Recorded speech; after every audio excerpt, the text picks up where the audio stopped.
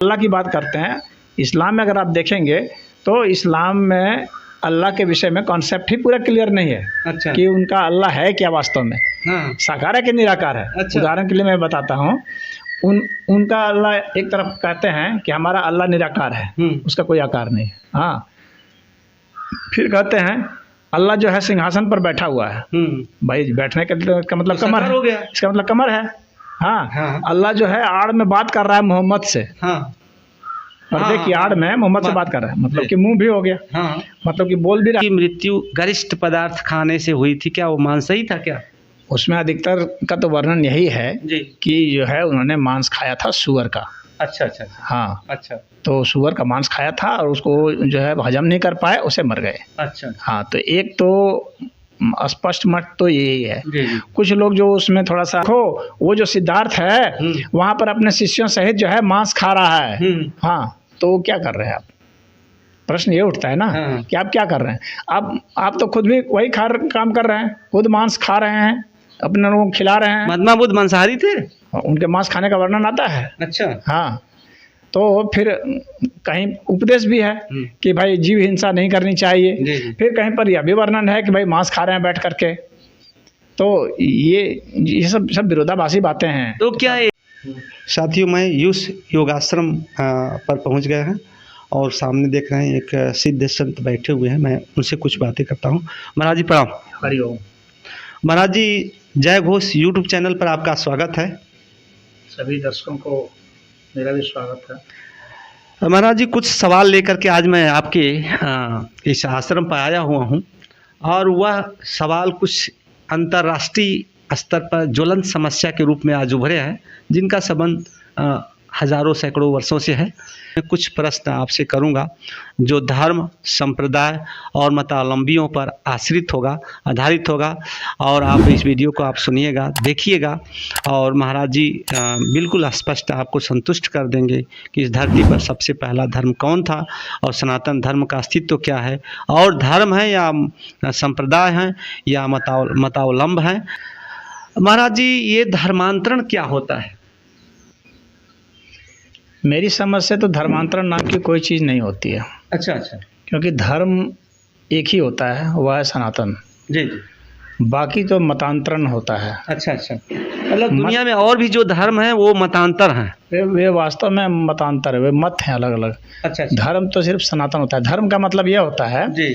कि जो मनुष्य और अन्य पशु पक्षी जो हैं वो भी उसको मानते हों। हाँ। माने वो सार्वभौमिक होना चाहिए। जी जी। वो प्रकृतिस्थ होना चाहिए। जी। लेकिन अगर आपने कुछ ऐसा कोड बना लिया है जिसको कि प्रकृति में अप्लाई नहीं कर सकते, यानी जिसको पशु नहीं समझते, नहीं मानते, वनस्पति नहीं मानती, या जो अणु परमाणु पर लागू नहीं होता, ब्रह्मांड में लागू नहीं होता कहीं, तो उसको जो है हम धर्म नहीं कहते हैं। तो महाराज जी, आपने कहा धर्म इति धार्यते। हाँ। हाँ, तो जो धारण करने योग्य चीज होती है वही धर्म, वो धर्म होता है। महाराज जी, एक चीज बताइए कि जैसा आपने कहा कि दुनिया में एक ही धर्म सनातन धर्म होता है। हाँ। और बाकी मतांतर होते हैं। बाकी मतांतर। तो सबसे पहले तो सभी लोग एक ही धर्म को मानते रहे होंगे, सनातन धर्म को। उसी धर्म से निकल करके लोग असंतुष्ट लोग निकले होंगे तो मतांतर बना लिए होंगे। क्या ऐसा है क्या? ऐसा भी है और कोई जरूरी नहीं है कि ऐसा ही है। जी जी। मतलब ऐसा भी इसलिए है क्योंकि जो सनातन धर्म के जो सिद्धांत थे, वेद, उपनिषद, गीता, इसमें जो बातें बताई गई थी, जो वास्तव में धर्म है, उनको पहले बहुत लोग मानते थे। उसी में से जो असंतुष्ट हो गए, जैसे आपने बताया, तो उसमें से असंतुष्ट होकर के कुछ लोगों ने अपना एक अलग ही खेमा खोल लिया। हाँ। अपना अलग ग्रुप बना लिया, अलग शाखा बना ली। और फिर उसमें महत्वाकांक्षा आ गई और वो पुरोहिती वाला काम शुरू हो गया। अलग ढंग से कर्मकांड बन गए और फिर उनका अपना अलग ढर्रा चल गया। तो मूलतः वे जो है वो धर्म नहीं, वे अलग मत है। और जहाँ पर सनातन धर्म नहीं पहुंच पाया था, मतलब इनके सिद्धांत, तो वहाँ के लोग अपनी अपनी मान्यताओं में जी रहे थे, अपने जो भी वो समझते थे। तो वैसे भी दुनिया में लोग थे जो अलग अलग मान्यताओं में जी रहे थे। तो या तो वे छोटे छोटे ग्रुप में जीते रह गए, बाद में जब ये सब जो बड़े आज जिसको आप धर्म समझते हैं, वे जब फैले तो उन लोगों ने उसको अपने में समाहित कर लिया, उनको अपने में ले लिया। चाहे लोभ से ले लिया, चाहे समझा के ले लिया, चाहे ज़बरदस्ती बदलवा दिया। महाराज जी, एक जैसा कि आपने बताया कि सनातन धर्म दुनिया का सबसे पुराना धर्म है और एकमात्र धर्म है, और उसमें से निकले हुए असंतुष्ट लोग मतों को लेकर चले हैं आज, जिनको धर्म के रूप में लोग मानते हैं। तो क्या यहाँ पे या पूरी दुनिया में हिंदू, मुस्लिम, सिख, ईसाई, पारसी, यहूदी, जैन, ये जितने धर्म हैं लोग मानते हैं, क्या ये धर्म है या ये लोग मत वाले हैं? ये मत है। अच्छा अच्छा। हाँ, हिंदू धर्म के अलावा जितने भी धर्म तो सनातन है। धर्म सनातन है। हाँ। अच्छा अच्छा अच्छा। तो बाकी ये जितने भी हैं, चाहे आप ईसाई ले लें जी, चाहे इस्लाम ले लें, हाँ बौद्ध ले लें, जैन ले लें, जी ये सभी पारसी ले लें, जी, ये सभी मत हैं। तो सभी लोग महाराज जी, हाँ अच्छा, संप्रदाय, हाँ। उसके ब्रांचेज हैं। हाँ, ब्रांचेज। हाँ। तो महाराज जी, सभी लोग मानते हैं कि ईश्वर एक है, लेकिन उनमें अंतर क्या होता है? ऐसा नहीं है कि सभी लोग नहीं मानते हैं कि ईश्वर एक है। अच्छा अच्छा। पहली बात है कि सारे जितने भी ये संप्रदाय हैं, हाँ उनमें ईश्वर की अवधारणा अलग अलग है। हाँ है, लेकिन हाँ। अस्तित्व तो मानते हैं ना ईश्वर का, चाहे नाम भले अलग अलग हो। कोई गॉड मानता है, कोई भगवान मानता है, कोई ईसा मसीह मान लेता है, कोई जैन मान लेता है, कोई नहीं, ऐसा नहीं है। हाँ जो जैन मत है जी, वह ईश्वर को नहीं मानता है। अच्छा, हाँ, वो आत्मा को मानता है। आत्मा को मानता बौद्ध मत जो है जी, वो न ईश्वर को मानता है ना आत्मा को मानता है। अच्छा अच्छा। तो वे लोग निर्वाण को मानते हैं। हाँ। निर्वाण की बात करते हैं। हाँ, हाँ, मोक्ष की बात। हाँ। और जो सनातन धर्म है वह उसका कहना है कि ईश्वर अनंत है जी, और ईसाई हैं और जो इस्लाम है उनका कहना है कि ईश्वर एक है। जी जी। सनातन धर्म यह नहीं कहता ईश्वर एक है। नहीं नहीं नहीं, कहता ईश्वर एक मेव है। जी, एक मेव और एक में अंतर होता है। हाँ हाँ हाँ, एक मेव का मतलब होता है केवल, केवल ईश्वर है। अच्छा। और एक का मतलब है कि एक संख्या। जी। तो वे मानते हैं, इस्लाम और ईसाईयत मानते हैं कि ईश्वर जो है एक है, यानी उनकी एक संख्या है ईश्वर की। जी जी। और सनातन धर्म यह मानता है कि ईश्वर एक में है, अर्थात सिर्फ ईश्वर है, ईश्वर के सिवाय और कुछ भी नहीं है। तो वो कहते हैं ईश्वर अनंत है। अच्छा अच्छा। हाँ। तो महाराज जी, जैसा कि धर्म जो बने हैं या संप्रदाय बने हैं या मतांतर हैं, लोगों का मूल उद्देश्य मोक्ष की प्राप्ति ही है, या जीवन से मुक्ति है, या ज्ञान की प्राप्ति है, या कुछ लोग ऐसे भी हैं जो कहते हैं कि संसार से निकलने के बाद हमको ईश्वर या उनके जो पैगंबर हैं या उनके जो अल्लाह हैं, कहते हैं वहाँ पर सब कुछ प्राप्त होता है, सुख, ऐश्वर्य, सारा कुछ प्राप्त होता है। ऐसा सच है? नहीं। अच्छा। इस्लाम मोक्ष की बात ही नहीं करता। मोक्ष की अवधारणा है नहीं, ना इस्लाम में है और ना ही ईसाईयत में है। जी जी। वहाँ पर जो धारणा है वह जन्नत और जहन्नम की है। जी जी। यानी स्वर्ग और नरक की है। उसी तरह से ईसाईयत में भी वो हेल और हेवन है। जी। हाँ, नरक है और स्वर्ग है। जी। वहाँ पर मोक्ष की कोई बात ही नहीं है। नहीं। सनातन धर्म में मोक्ष की बात है। जी। तो मुक्ति की अवधारणा सिर्फ सनातन धर्म में है। अच्छा। बाकी और कहीं मुक्ति की अवधारणा नहीं है। तो महाराज जी, एक बात बताएं कि जैसे हिंदुस्तान में, भारतवर्ष में महात्मा बुद्ध से पहले जो हमारा सनातन धर्म था, उसकी स्ट्रक्चर में बहुत विकृतियां आ गई थी। तो महात्मा बुद्ध ने उसको रिफॉर्म करने का प्रयास किया, और उनका जो है 3 सूत्र उन्होंने दिया: धम्मम शरणम गच्छामि, बुद्धम शरणम गच्छामि, और एक सूत्र और है। आप कहाँ तक इससे सहमत हैं? मैं नहीं समझता कि कोई विकृति आ गई थी। अच्छा। यह जो वैदिक जो पद्धति है उसमें कर्मकांड, उपासना कांड और ज्ञान कांड, ये तीनों कांड हैं। जी जी। और ये तीनों कांड चलते आ रहे हैं। जी। और जो कर्म कांड है जी, तो उसको देख करके कोई ये सोच सकता है कि यह विकृति है। जी। लेकिन आप कर्म कांड से नहीं बच सकते। आप किसी भी संप्रदाय में देखेंगे, जी, मत में देखेंगे या तथाकथित जो धर्म उसमें देखेंगे, तो उस सब में कर्म कांड है। जी। तो बुद्ध ने बस यही किया कि एक अलग ढंग का कर्म कांड दिया। अच्छा अच्छा। हाँ, कर्मकांड को समाप्त कोई कर ही नहीं सकता, क्योंकि हम लोग कर्म को समाप्त नहीं कर सकते ना। हाँ, कर्म तो जुड़ा रहेगा। तो कर्म तो रहेगा ही रहेगा। तो कर्म रहेगा तो उसका कांड भी रहेगा। उसका नहीं, सुनने में आता है कि उन्होंने उस समय जो व्यभिचार था, आडंबर था, जो अंधविश्वास था, उसमें बहुत ज़्यादा बढ़ गया था। ब्राह्मणों ने जो है लोगों के जो है दिमाग पर, दिल पर इतना कब्जा कर लिया था कि वो कुछ भी करवाने के लिए बाध्य कर देते थे। मतलब एक जो है विकृति आ गई थी, तो महात्मा बुद्ध का जन्म हुआ था। ऐसा था? ऐसा मैं नहीं मानता। अच्छा। कि कोई ये तो प्रोपेगेंडा है। अच्छा। तो कि ऐसा विकृति आ गई थी और वैसा हो गया था, ऐसा नहीं है। हाँ। यह जो देश है ना, ये तो लगातार यहाँ पर ऋषि मुनि रहते ही रहे हैं। हाँ। सदैव रहते हैं, नए नए ऋषि मुनि आते हैं, अपने कुछ विचार, कुछ उनके नए प्रयोग होते हैं, नई साधनाएं होती हैं, उसको वे बताते हैं। अच्छा अच्छा। यह परंपरा रही है। जी जी। तो उस परंपरा में बुद्ध भी आते हैं। जी। क्यों बता, बुद्ध ने तो 10 ऐसे प्रश्न खड़े कर दिए थे कि इनके ऊपर कोई हमसे चर्चा ही नहीं करे, अच्छा उसी शास्त्रार्थ से बचने के लिए ही। अच्छा। हाँ, जैसे कि आत्मा के विषय में कोई नहीं पूछेगा, परमात्मा के विषय में कोई नहीं पूछेगा, सृष्टि कैसे बनी कैसे नहीं बनी कोई नहीं पूछेगा। अच्छा। हाँ, तो ये बहुत सारे चीज़ें थी जिसके ऊपर उन्होंने प्रतिबंध ही लगा दिया था। जी जी। तो कोई भी व्यक्ति जब दार्शनिक रूप से किसी चीज़ से घबराता है, प्रश्नों से, उस पर उलझना नहीं चाहता, चाहे जो भी कारण रहा हो, आप उलझना नहीं चाहते, क्योंकि मनुष्य में जिज्ञासाएं होती हैं। हाँ। तो वो पूछेगा ही, आपको आता है तो आप बताएंगे, लेकिन उन्होंने तो पूछने से ही मना नहीं, कर उस समय की दिया। जो काल परिस्थिति थी उसके हिसाब से हो सकता है कि वो उस प्रश्न को रखना वह जो उचित नहीं समझ रहे कांड होंगे। की जो आप बात कर रहे हैं ना, जैसे कि पशु हिंसा जी। की बात थी उस वक्त, पशु हिंसा जो है वह एक बात थी। पशु उस हाँ, जो पशु बलि था, तो उस पर उन्होंने रोक लगाया था। रोक क्या लगाया था, मतलब उन्होंने उसके विरुद्ध में उपदेश दिया था। जी जी जी। ना, रोक तो आज तक चलते आ रहा है, पशु हिंसा आज तो भी। क्या वो आडंबर ही न था महाराज जी? हाँ, वो तो आडंबर वो तो निश्चित ही आडंबर था, वो तो मैं कह रहा हूँ जी। कि वह कर्मकांड था। जी तो वह उस तरह के कर्मकांड बहुत थे, लेकिन यह बात है जी। कि भाई उस कर्मकांड से लेकर के आप फिर एक दूसरे कर्मकांड में चले जाते हैं। अब स्वयं जो है बुद्ध के उसमें उनमें भी लिखा हुआ है, निगंठ जो है, जो जैन शास्त्र में कहते हैं जी। कि देखो वो जो सिद्धार्थ है वहाँ पर अपने शिष्यों सहित जो है मांस खा रहा है। हाँ, तो वो क्या कर रहे हैं आप? प्रश्न ये उठता है ना हाँ। कि आप क्या कर रहे हैं? आप तो खुद भी वही काम कर रहे हैं, खुद मांस खा रहे हैं, अपने लोगों को खिला रहे हैं। महात्मा बुद्ध मांसाहारी थे? उनके मांस खाने का वर्णन आता है। अच्छा। हाँ, तो फिर कहीं उपदेश भी है कि भाई जीव हिंसा नहीं करनी चाहिए। जी जी। फिर कहीं पर यह भी वर्णन है कि भाई मांस खा रहे हैं बैठ करके।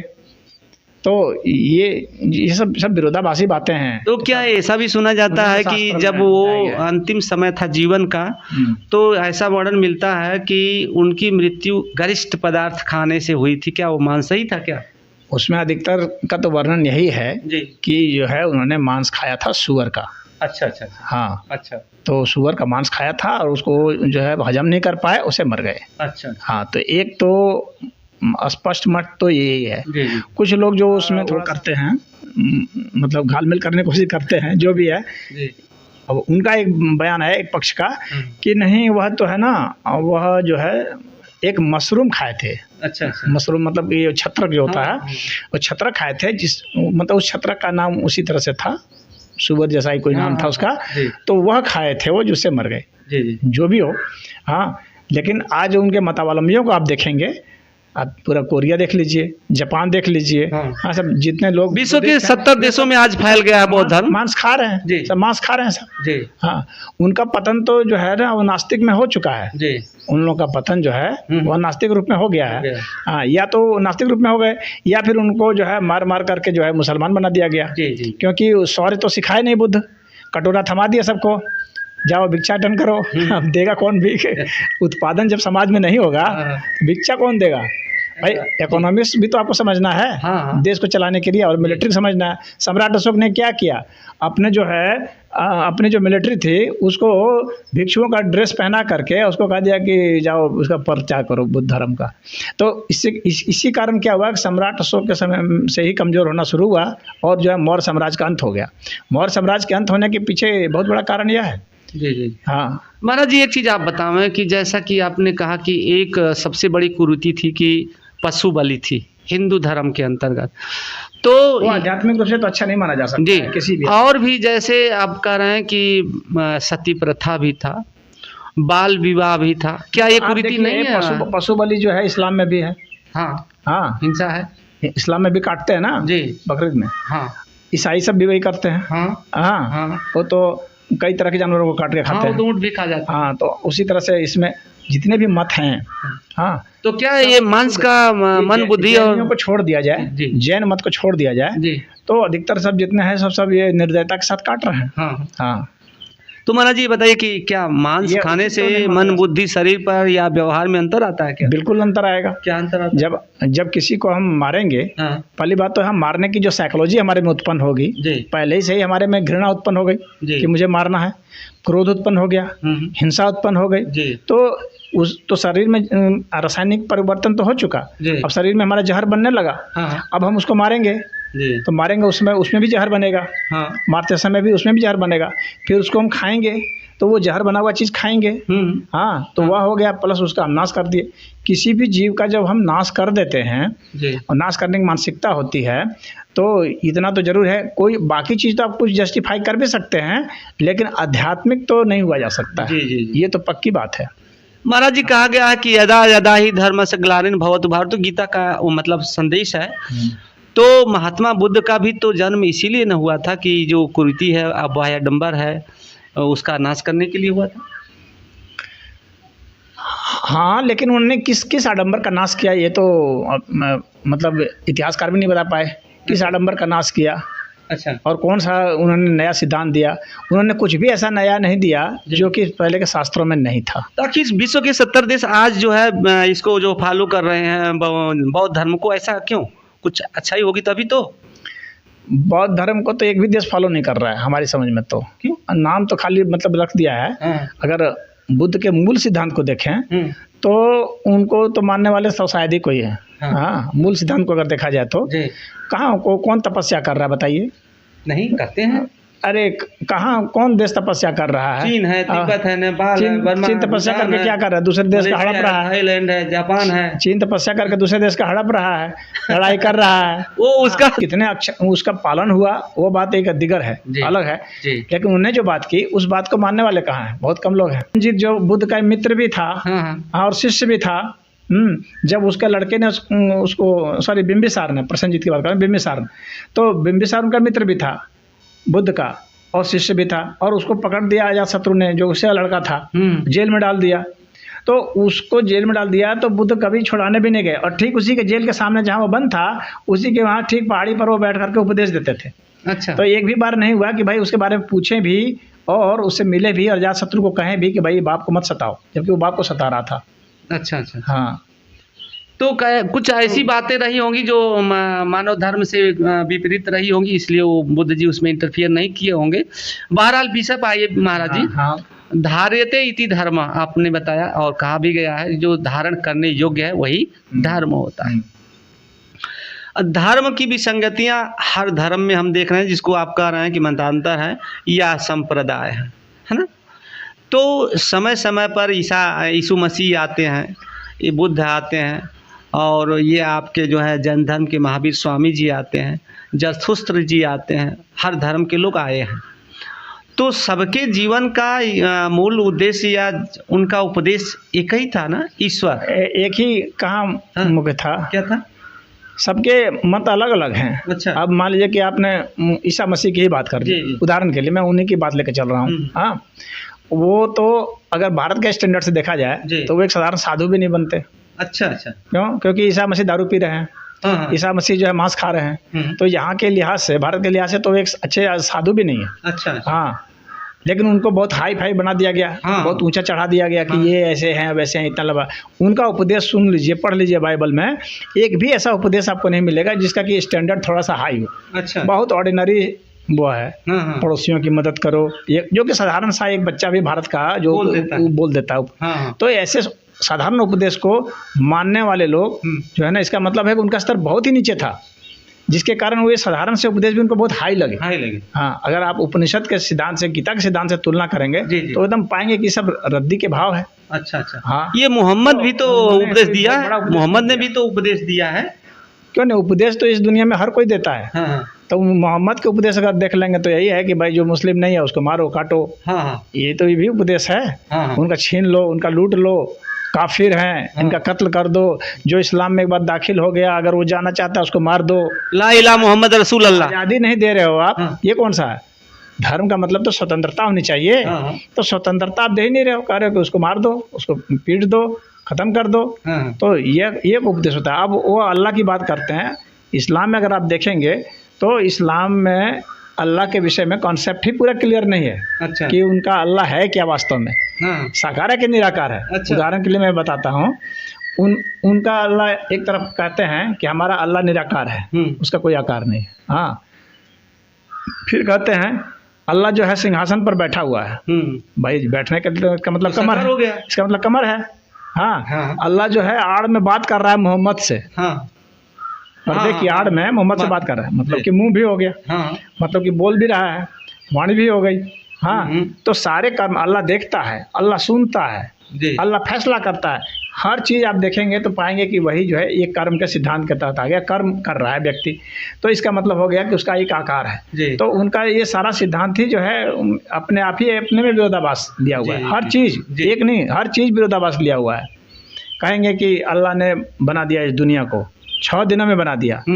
हाँ, हाँ। और कहीं पहले कुछ नहीं था। जब कुछ भी नहीं था तो फिर आपने दिन और रात की गणना कैसे की, हाँ किस आधार पर की? हाँ, जब भाई कुछ- दिन और रात को जब गिनेंगे आप तो उसमें तो टाइम का कैलकुलेशन भी तो आपको बताना पड़ेगा। हाँ, फिर क्या? और आप कह रहे हैं कि पहले कुछ भी नहीं था, हाँ और कुछ भी नहीं था तो आप किसी के रेस्पेक्ट में कर ही नहीं सकते। टाइम हर समय रेस्पेक्ट में होता है। हाँ जब कुछ भी नहीं था, कहीं ना कोई ब्रह्मांड नहीं, कहीं नहीं कोई सूरज चांद तारे कोई गैलेक्सी कहीं नहीं, तो आपने टाइम कैसे गिना?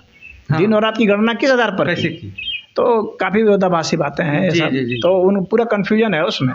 जी जी हाँ, अंत में आपको झूठ लगेगा सब। कहते हैं धरती को पहाड़ों से बैलेंस किया गया है, पहाड़ रख के। ऐसे धरती कोई बैलेंस होती है क्या? हाँ, पहाड़ रख के बैलेंस कर रहा हूं। मैं उनके लिखे हुए ग्रंथ की बात कर रहा क्योंकि हूँ। ये विश्वास की बातें हैं। धर्म जो है तर्क पर नहीं, विश्वास पर आधारित नहीं, जो होता तर्क है। पर नहीं हो जाता हाँ। है ना, वो सही नहीं होता, सत्य नहीं होता है ना। धर्म हाँ। का मुख्य आधार सत्य है, हाँ, ये तो विश्वास है। नहीं होना चाहिए, जी सत्य। जी। जो सत्य से सिद्ध नहीं होता है उसको रिजेक्ट कर देना, चाहे कहीं भी हो। अच्छा अच्छा। हम्म। महावीर स्वामी का भी नाम आता है महाराज जी। उन्होंने जो है बहुत से उपदेश दिए हैं, बहुत अच्छी अच्छी चीज़ें लोगों ने बताया है और बताते हैं। क्या उसमें भी विकृतियाँ थी? देखिए, जो जैन मत है जी वह प्रकृति की बात करता है, जी जैन मत। जी और प्रकृति के संदर्भ में उन लोगों ने तो अच्छा ही मतलब बताया है, जो जी, सिद्धांत बताया है, जी जी। तो वो सिद्धांत तो सही है। ये लेकिन मांसाहारी नहीं ना होते? नहीं, लेकिन प्रकृति से आगे भी कुछ है, इस चीज़ में वो आके फंस जाते हैं। अच्छा अच्छा। हाँ, प्रकृति तक तो वे ठीक ही बताते हैं। हाँ। बताते हैं कि ये सब सापेक्षिक है यहाँ, जी जी। हर चीज़ जो है, कलर हाँ, है, ये हाँ, है, सब कुछ सब सापेक्षिक है। जी जी। हाँ, उसको स्यादवाद कहते हैं वे, मुशा। मुसाई। हाँ। तो कुल मिलाकर महाराज जी आपने जो हर धर्मों के ऊपर थोड़ा थोड़ा कमेंट किया, डिफाइन भी किया, अच्छी हाँ। चीज़ों पर फोकस भी किया, और जो इस संसार के बाद भी कुछ है क्या, जो सनातन धर्म यानी हिंदू धर्म है, हिंदू धर्म है या संप्रदाय? देखो, धर्म तो सनातन है। अच्छा अच्छा। हिंदू क्या है? और हिंदू को ये भारत सरकार ने हाँ। धर्म मान लिया है। हाँ हाँ हाँ, हाँ। तो इसको जो है, इसको भी संप्रदाय के ही कैटेगरी में रखना पड़ेगा। जी जी। हाँ, लेकिन यहाँ थोड़ा सा हिंदू- बड़ा संप्रदाय जी, है, हिंदू- और उसको सनातन धर्म जैसा ही इसको मान लिया गया है। अच्छा अच्छा। हाँ, हाँ सनातन धर्म जैसा ही इसको भी मान लिया गया है। हाँ, हाँ। तो यह तो हिंदू का मतलब हो गया कि जो कहा जाता है हीनम दुष्यति इति हिंदू, जी जो हीन कर्म को, हाँ। दूषित कर्म को हाँ। जो छोड़ देता है, हाँ। उसको हिंदू कहा हिंदू जाता का। है। हाँ, अच्छा अच्छा। शास्त्र में ऐसा ये बताया गया है। वैष्णव शैव शाक्त जो 3 संप्रदाय बताए गए हिंदू धर्म के, हम्म। तो हिंदू भी ये संप्रदाय ही है? हिंदू एक बड़ा संप्रदाय मान लीजिए। जी। अच्छा, हाँ, तो एक वैष्णव- उसके अंतर्गत आपको वैष्णव शैव शक्त। अच्छा अच्छा। हाँ, तो ये तीनों लोग तो जो हैं- हिंदू जो है ना, ये कई तरह मतलब एक तो सनातन धर्म के इक्विवेलेंट मान लेते हैं सब। जी जी। हिंदू तो हम लोग के शास्त्र में कहीं हिंदू शब्द का जिक्र ही नहीं है। अच्छा अच्छा। सिंधु शब्द का जिक्र है। अच्छा अच्छा। हाँ, सिंधु का। जी जी। सिंधु से ही बताते हैं विद्वान लोग कि सिंधु से जो है हिंदू हाँ हाँ। बना है। अच्छा। वो सौ जो है उच्चारण हाँ, वश हाँ। इस तरह से हो का उच्चारण हो गया है, जी जी। तो उससे यह बना है। ये सिंधु सभ्यता जो है, सिंधु सभ्यता ही। हाँ, तो सिंधु सभ्यता जो थी जी। उसी को मानने वाले लोग जो है हिंदू कहलाए। अच्छा। हाँ, सिंधु सभ्यता के लोग ही हिंदू कहलाए। तो महाराज जी ऑन द होल आप बताएं कि जो आपने बताया कि सनातन धर्म है, तो भारत की सीमा तो Angkor Wat, Indonesia, Thailand, Burma, Japan यानी अफ़गानिस्तान से लेकर के जावा, सुमात्रा, बोर्नियो, बहुत दूर तक सीमा थी। मतलब भारतवर्ष जब हुआ करता था, और भारत में से अभी देखा जाए तो 9 देश ऐसे हैं जो भारत से निकल कर के अलग देश के अस्तित्व में आ गए हैं। जैसे नेपाल है, भूटान है, आपका बांग्लादेश है, आपका पाकिस्तान है, आपका बर्मा है, अफ़गानिस्तान है, तिब्बत है। ये सारे देश जो है भारत से ही निकले हैं। हमारी सीमा ईरान तक रही है। तो क्या इससे स्पष्ट हो सकता है कि भारत अनंत दूरी तक था और पूरा एक ही धर्म था और एक ही देश था, जैसा कि वसुधैव कुटुम्बकम की बात आप करते हैं? तो जितने सीमाएं आपने बताई जी वह तो थी, उसके बाद जैसे चीन भी है, जापान भी जी है, जी और यहाँ तक कि रोम में, हाँ हाँ ब्रिटेन में, जी फ्रांस में, जर्मनी में, रसिया में, अच्छा अच्छा चिकोस्लाविकिया में, अफ्रीका और इजिप्ट में, इन सब में भी हाँ सनातन धर्म के मिले हैं, अच्छा साक्ष्य मिले हैं। साक्ष्य मिले हाँ, इतिहासकारों को साक्ष्य मिले हैं। जी तो प्रमाणित तो ये तो अरब में भी मिले हैं। जी जी हाँ, हाँ वहाँ पर जो है 360 मूर्तियाँ थी जी जी जिनको मोहम्मद साहब ने कुएं में फेंकवा दिया था। जी तो वो मूर्तियाँ किसकी थी? वहाँ कबीले पूजा थे किसकी और थी? मूर्ति पूजा हाँ, की थे वो मूर्ति पूजा की थे। जी तो मूर्ति पूजा करना जो है ये तो मक्का सनातन के धर्म अंदर का जैसा कि सुना जाता है कि शिव का हाँ, लिंग है, ये सत्य है? हाँ, शिवलिंग तो माना जाता है, वहाँ मक्केश्वर महादेव मंदिर कहा जाता है। अच्छा मक्की मक्केश्वर हम लोग के शास्त्र में जी जी मक्का के बारे में जिक्र है, हाँ मक्केश्वर महादेव का जिक्र है। अच्छा अच्छा हम्म, तो वहाँ पर एक चीज़ और देखा जाता है महाराज जी कि जब लोग मक्का में जाते हैं लोग तीर्थ करने के लिए, तो धोती जैसे हिंदू पहनते हैं, एक ही धोती पहन हाँ, करके उसी ऐसे तरह से। करके उसी तरह से लोग बाल मुड़ा लेते बाल हैं, मुड़ाते हैं उसी तरह से प्रदक्षिणा करते हैं। ये सब हाँ। कहाँ से सीखे? ये सनातन से ही तो सीखे। जी जी माला फेरना कहाँ से सिखाया? किसने सिखाया? हाँ सनातन ने सिखाया। ध्यान लगाना किसने सिखाया? सनातन ने सिखाया। जी जी तो जितनी भी प्रक्रियाएं हैं, जी चाहे आप ईसाई मत का देखें, इस्लाम मत का देखें, इस्लाम का तो मोहम्मद साहब से पहले कोई जिक्र ही नहीं आता, जिक्र पूरे नहीं है। कोई कहीं पर वर्णन ही नहीं है, जी, किसी जी। साहित्य में भी दिखाई नहीं सकते। जी जी तो ये सब कुछ जो है सनातन का ही एक विकृत बिगड़ा हुआ रूप, जी। एक अपना एक मतलब कौम चला लेने का हाँ हाँ बस वही प्रक्रिया रही है और कोई बात नहीं रही है। जी जी जी सब कुछ सनातन से ही लोगों ने लिया है। मतलब सनातन धर्म ही मूल धर्म हाँ। है और सनातन धर्म में ही सब कुछ है। हाँ, सनातन धर्म से अलग किसी ने कुछ भी नहीं बताया। जी हाँ, मैं तो नहीं देखता कि किसी ने, किसी की फिलॉसफी इतनी दूर तक जाती ही नहीं है, अच्छा अच्छा इतने दूर तक, इतनी गहराई तक नहीं जाती है जी जी किसी की फिलॉसफी। साथियों, अभी आप यूसुफ जी महाराज जी से धर्म और सनातन धर्म का कंट्राडिक्शन बिटवीन ऑल रिलीजन्स आप सुन रहे थे कि सभी धर्म क्या हैं और संप्रदाय क्या है और मतावलंबी क्या हैं और मूल धर्म क्या है, प्राचीन धर्म क्या है। सनातन धर्म पर आकर के आपकी जो है विचारधारा या वाणी जो है रुक गई कि सनातन धर्म ही मूल धर्म है और उसी से निकले हुए असंतुष्ट लोग विभिन्न मतों में डिवाइड हो गए और संप्रदाय बना करके उसको धर्म की घोषणा कर दिए। और जो सनातन धर्म है इसकी सीमा असीम है और सब कुछ है, जो धर्म है जितने भी संप्रदाय बने हैं उतनी चीज़ें समाहित नहीं है जितना सनातन धर्म।